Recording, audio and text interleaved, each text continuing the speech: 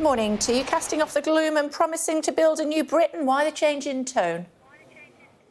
Well, they sent me out to talk to you about it, Kay, because they thought I was the perfect person to do this.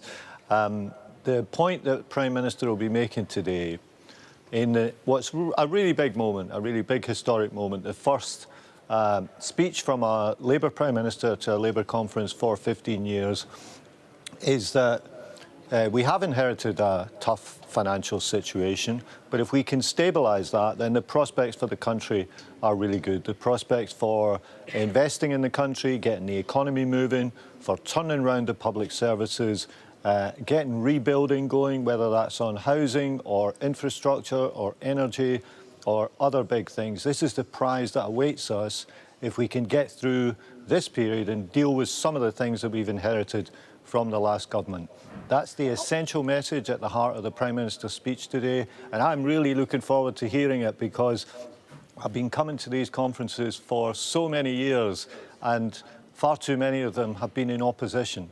And today we mark a new chapter and a new start for the Labour government. I wonder why a dual Scotsman's the right person to deliver that message. Well, they thought that if you wanted sunshine and optimism, I was the perfect person to deliver it, and that's why I've been asked to come and talk to you this morning, Kay, and I'm always delighted to do that. Yeah, and we're always delighted to have you. Are all your plans based in the long term, or will anything be a short-term goal?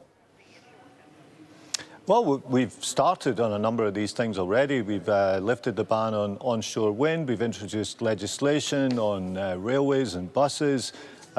We've introduced quite a lot of legislation. We've got the Martin's Law legislation coming through. We've introduced legislation on renters. So quite a lot going on. So it's not just in the long term.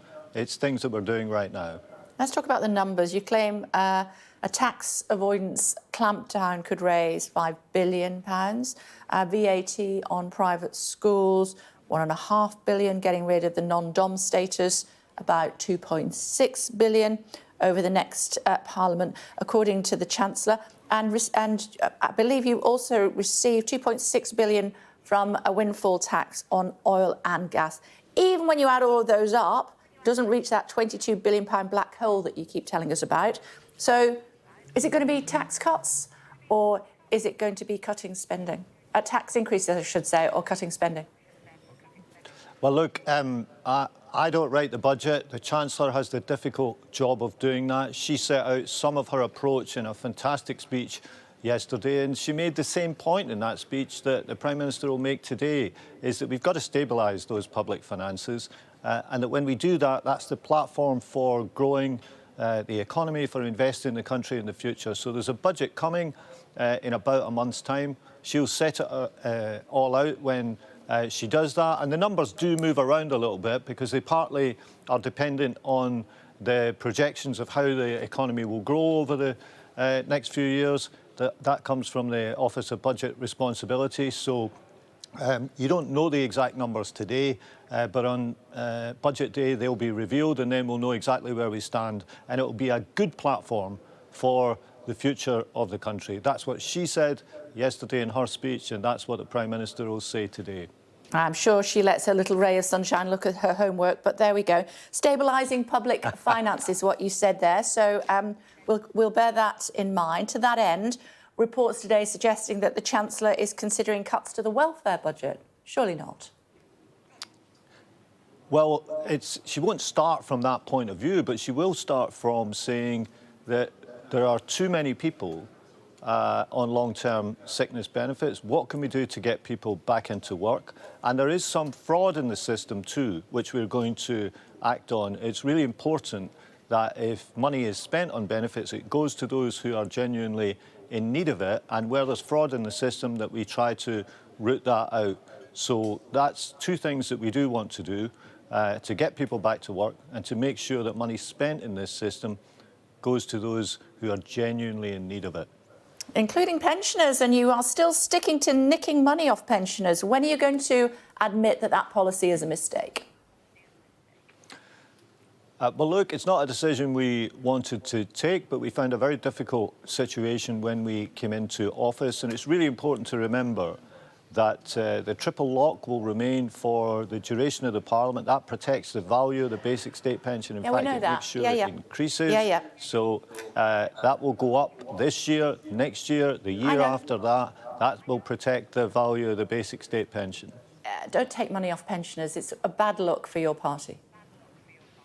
Well, we're giving money to pensioners through the triple lock. That will make sure you're obliged to. That the value of the pension goes up. And in fact, it's projected to go up by about £1,700 a year over the course of the Parliament. Not in 1 year, but over the course of a 4 or 5 year Parliament. Exactly. And it's important that we do that. It's not a year. It's over the course of the Parliament, as you know. Our economics editor, Ed Conway, I don't know whether you've managed to watch his report yet. He found that luxury cars are being exported to the Caucasus region and then transported over to Russia, which is, as you know, illegal. What is the government going to do about that? Well, I've seen these reports, I think, a few times in recent months. It's really important that if we take a decision on sanctions, that it's properly applied. So I'm sure that the relevant parts of government that are responsible for the policing of sanctions will take that report seriously. They should. Russia's invasion of Ukraine was an appalling act of aggression. That's why these sanctions are in place, not just from us, but from other European countries too. And our position is foursquare behind Ukraine as they are engaged in a desperate fight for survival against a totally unjustified war of aggression on Russia's part. Do you have a personal photographer? I don't. Does that surprise you? Well, it surprises me that Angela Rayner gets us to pay 68 grand for hers. Look, as I understand it, this photographer used to work in Number 10, now works in her department. I don't think it is a personal photographer. When I came into government a few months ago, every department has communications staff working in their department, be it press officers, photographers and so on. They are government staff. I think this person is government staff too. And every department of government will have people working in their communications department.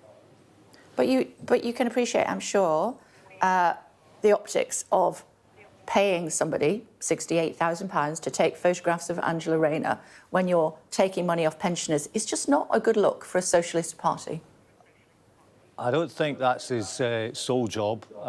You could take many salaries throughout government and say, why are you paying that person whatever it is they earn a year when there's a policy you don't like? I mean, there are hundreds of thousands of civil servants. We could go through them all and say, why are you paying that person a salary?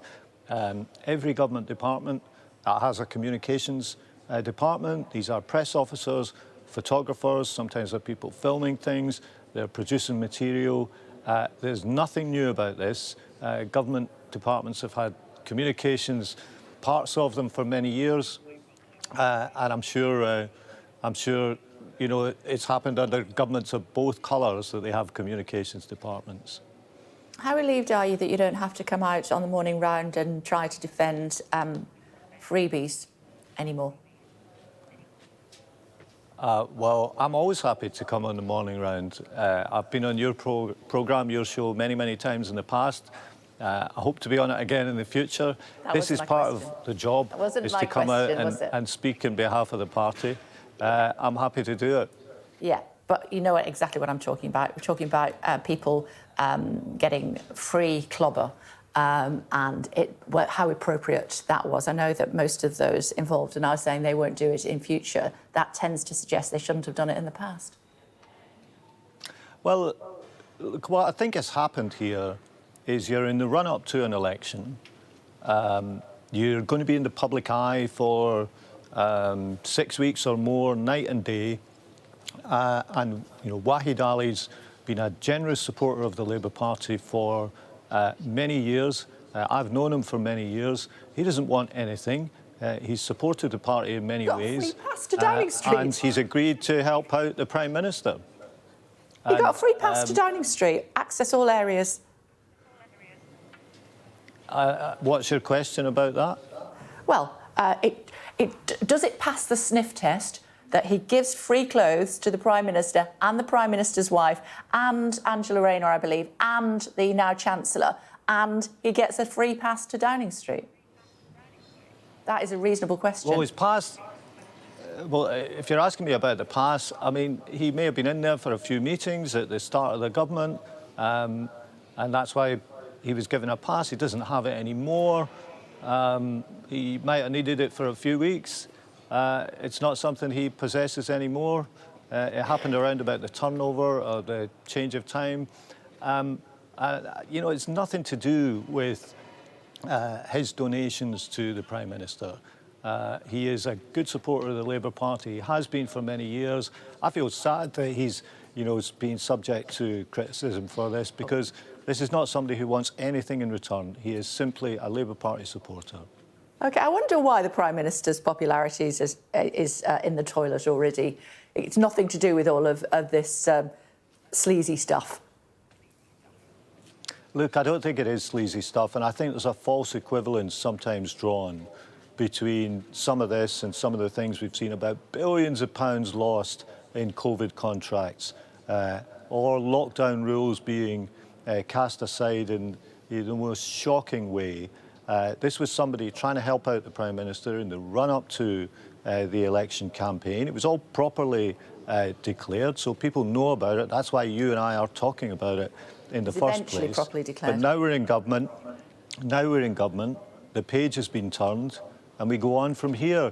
And what we have today is a really important historic moment. The first speech from a Labour Prime Minister to a Labour conference for 15 years. I'm really looking forward to it. I'm really looking forward to him setting out his plans for the country. I've been coming here for so many years, and all we've been able to do is complain about whatever the government of the country has been doing. This is the moment where we can do and not just talk. So it's a big historic day for the Labour Party, and I think it's a big important moment for the country today. OK, I better let you get on with it then. It's always a pleasure to see you. Thank you. Thank you. Thank you.